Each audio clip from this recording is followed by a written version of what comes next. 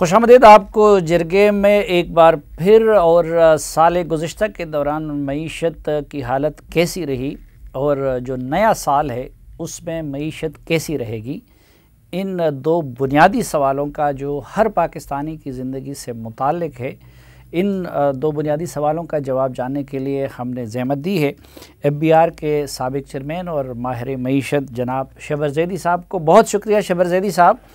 और पहले ये बताइए, बल्कि समझा दीजिए कि ये जो साल गुज़र गया, आपकी असेसमेंट क्या है? इस साल के दौरान माशी लिहाज से हम बेहतरी की तरफ गए हैं या तनज़्ज़ुली की तरफ गए हैं? देखिए साफ़ी साहब, पाकिस्तान के इस वक्त दो मसाइल हैं। एक जो है वो शॉर्ट टर्म मसाइल है और एक जो है वो लॉन्ग टर्म हमारी जो ख़राबी है वो कंटिन्यू हो रही है। थोड़ा बहुत इस साल में गवर्नमेंट ने मैनेज करने की कोशिश की है, मगर ये जो छोटी मोटी कोशिशें हैं ये पाकिस्तान की जो बुनियादी माशी ख़राबियाँ हैं उनको हल नहीं कर पाई। तो बुनियादी तौर पर अगर आप ये कहें कि 31 दिसंबर 2020 को पोजीशन थी, आज 2021 को उससे पोजीशन बेहतर नहीं है। ये एक बुनियादी हकीकत है पाकिस्तान की। ये जो ज़ैदी साहब आप फरमा रहे हैं कि जो लॉन्ग टर्म बेसिस है उसकी बुनियाद पे हम पीछे गए हैं, तो वो क्या क्या मीटर्स है जिसके बुनियाद पे आप समझते हैं कि साल गुज़िश्ता के दौरान हमारी मईशत अबतरी की तरफ गई है, बेहतरी की तरफ नहीं गई है? पाकिस्तान के जो दो बुनियादी मीज़ानिये हैं, एक पाकिस्तान का फ़िस्कल अकाउंट और एक पाकिस्तान का करंट अकाउंट।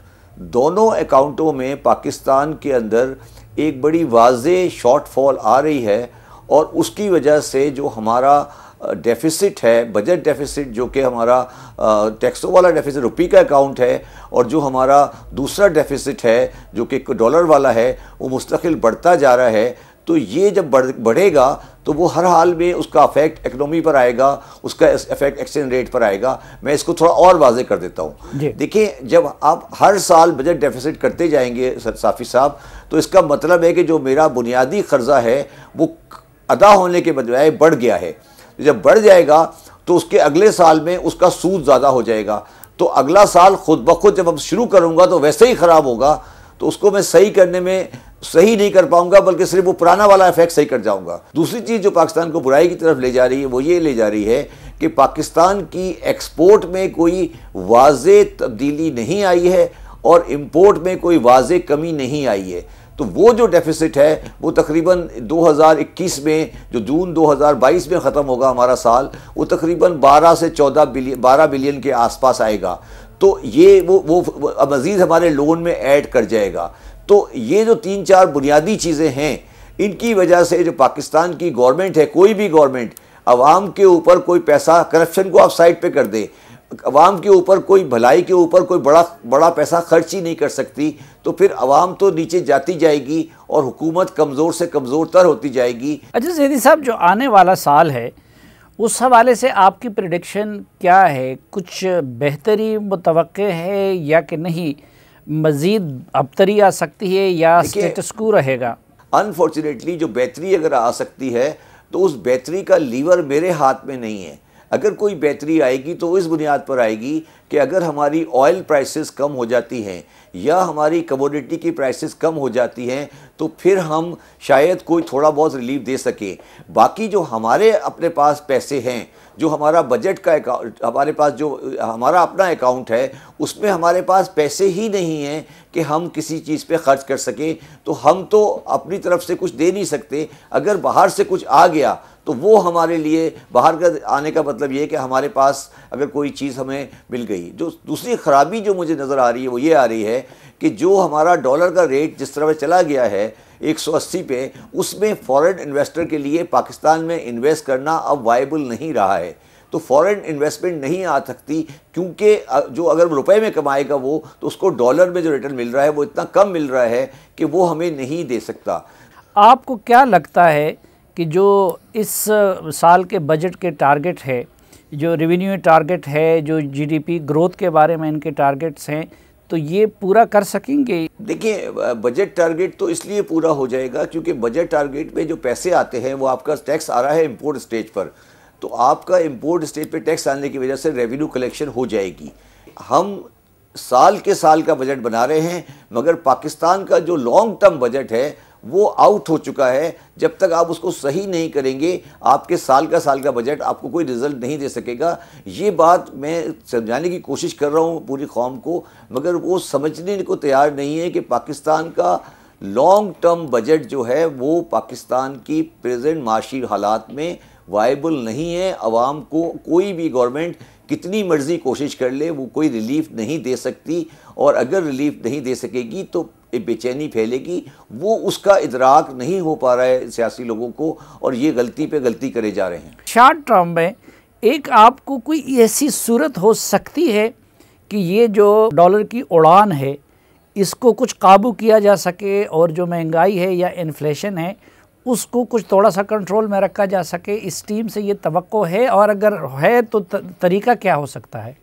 लॉन्ग टर्म भी शॉर्ट टर्म में करना पड़ेगा। मैं इसकी बिल्कुल आपको आसान तरकीब बता देता हूँ।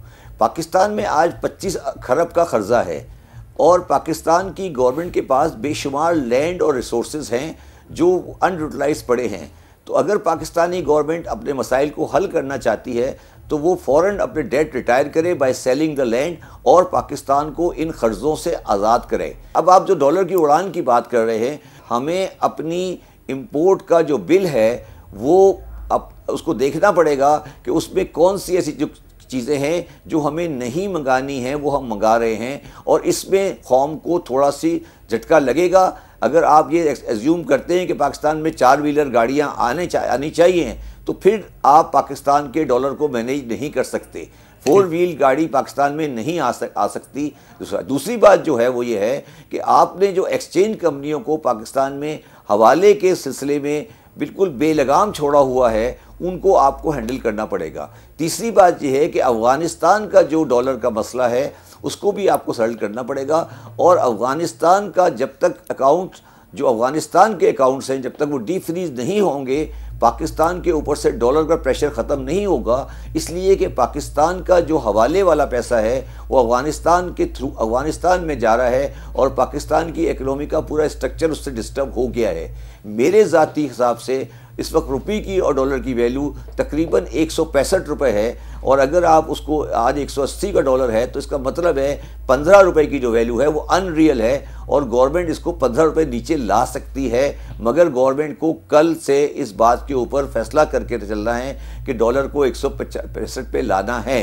इस पर कोई ले दे नहीं हो सकती, मगर अगर गवर्नमेंट अब लूज बात करेगी तो फिर ये फैसला नहीं हो सकेगा। आप जब इस इकनॉमिक टीम का हिस्सा थे तो आप ये चीज़ें इमरान खान साहब और उनकी माशी टीम से क्यों नहीं मनवा सके, क्यों नहीं करवा सके? देखिए, पहली बात तो ये मैं आपको बता दूं कि इमरान खान साहब ने जब 10 महीने बाद फैसला किया था कि IMF में जाना है, तो उसमें उसने बहुत से लोगों से मशवरा किया था। उनमें मैं भी था जिन्होंने इमरान खान को 5 सफ़े की एक प्रेजेंटेशन की थी, और मैंने इमरान खान साहब को ये कहा था कि आपको IMF में जाना ज़रूरी है। अब आता हूँ मैं उस साइड पे कि जहाँ पे इमरान खान साहब को मेरी वाली बातें मैं मनवा नहीं सका या वो नहीं कर सके।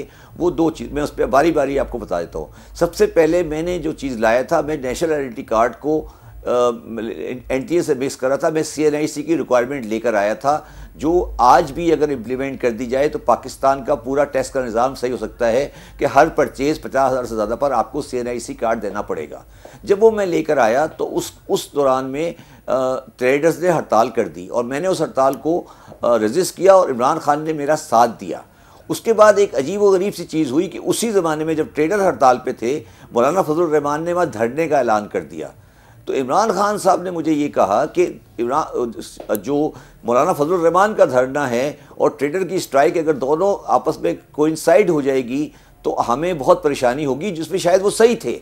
मगर उस चीज़ ने मेरा मोमेंटम तोड़ दिया, क्योंकि मैं जब उस चीज़ पे बैकआउट करना पड़ा मुझे, तो जो बुनियादी मैं काम करने के लिए आया था वो मेरा काम ख़त्म हो गया। दूसरी बात, जब मैंने जो बात मुझे आके परेशानी हुई वो ये हुई कि अक्टूबर 2019 में मैंने और इमरान खान ने और हमारे कुछ इदारों के लोगों ने बैठ के हमने फेडरल बोर्ड ऑफ रेवेन्यू का एक रिस्ट्रक्चरिंग प्रोग्राम अप्रूव किया था 2019 में, और उस रिस्ट्रक्चरिंग प्रोग्राम का बुनियादी मकसद ये था कि एफबीआर को ऑटोनोमस बॉडी बना दिया जाए और इसको सिविल सर्विस सिस्टम से अलग कर दिया जाए। इसके बगैर एफबीआर का कोई हल नहीं है। ये मैंने इमरान खान से और बाजवा साहब के साथ मीटिंग थी अक्टूबर 2019 की, मैंने उसको पास करवा लिया था और वो डॉक्यूमेंट आज भी गवर्नमेंट की फाइल में मौजूद है। उसके बाद इशरत साहब और जो लोग थे और जो उनकी ऑर्गेनाइजेशन स्ट्रक्चर की टीम थी, उन्होंने ये कहा कि हम इसको ओवरऑल सर्विस रिफॉर्म के साथ लिंक करेंगे, जिससे मुझे शदीद इख्तिलाफ था। मैंने कहा नहीं जी, अगर आपने इसको ओवरऑल सर्विस रिफॉर्म से लिंक किया तो ये कभी नहीं होगा। उस पर मैंने उनको कहा कि आपको ये चीज़ फ़ौरन करनी पड़ेगी। उसमें मेरा ये इरादा था कि मैं एफबीआर के जो 23,000 लोग हैं, इनमें से 18,000 लोगों को मैं घर भेज दूँगा और उन्हें तनख्वाह देता रहूँगा, मगर उन्हें कहूँगा कि आप दफ्तर नहीं आएँ, क्योंकि उनका आना मेरे लिए नुकसानदेह है, नहीं आना मेरे लिए नुकसानदेह नहीं था। तीसरी चीज़ जब मुझे प्रॉब्लम पड़ी वो ये पड़ी कि मैंने जब फाटा में अंदर मैंने स्टील वालों पर और फाटा के कारोबार में जो हो रहा था, जब मैंने उनके ऊपर हाथ डाला और उनको मैंने स्टील के जो कारोबार और जो फाटा में कारोबार थे जो टैक्स नहीं देते थे और उनकी अजीब सी पोजीशन थी, तो मुझे बेतहाशा पॉलिटिकल प्रेशर बर्दाश्त करना पड़ा। इन सब चीज़ों को देखने के बाद मैंने फैसला किया था कि मेरे लिए वहाँ बैठना कोई सूदबंद नहीं है जी। असद उमर, हफीज़ शेख और शौकत तरीन, इनमें से आप क्या समझते हैं कि किसने इमरान खान साहब और मईशत को डिट्रैक करने में ज़्यादा किरदार अदा किया, या कौन नाकाम तरीन फाइनेंस मिनिस्टर था और कौन कामयाब तरीन है? कामयाब और नाकाम की बात नहीं है। सबसे बड़ी गलती जो इमरान खान साहब से हुई है और वो उस गलती से पीछा नहीं छोड़ा सकते, वो ये है कि जब इमरान खान साहब गवर्नमेंट में आए थे, उस गवर्नमेंट का जो आखिरी साल था वो था 30 जून 2018 जी। 30 जून 2018 को आए तो उस साल में जो पाकिस्तान का तिजारती खसारा था वो 34 अरब डॉलर था, जो पाकिस्तान के लिए सबसे बदतरीन साल था और वो PMLN का साल था। और उस साल में पाकिस्तान का current account deficit 15 billion dollar एक साल का था। उससे बदतरीन साल पाकिस्तान के करंट अकाउंट के लिए कोई नहीं हो सकता। और PMLN की गवर्नमेंट ने 42 बिलियन डॉलर के कर्जे लिए थे अपने 5 साल में। इमरान खान ने आकर और उनकी टीम ने आकर पाकिस्तान को ओन कर लिया और ये कह के कि हम 100 दिन में सही कर देंगे, उस दुकान को चलाना शुरू कर दिया, जो दुकान पहले ही एक लिहाज से नॉन वायबल हो चुकी थी। 100 दिन की ये जो डुगडुगी थी, ये बजाना भी शुरू किया था असद उमर साहब ने, और फिर आप जैसे माहिरीन कहते हैं कि IMF के पास जाने में भी देर कर दी गई, तो वो दोनों काम तो असद उमर साहब के थे। तो फिर हम ये कह सकते हैं कि असद उमर साहब ही ने डिट्रैक कर दिया?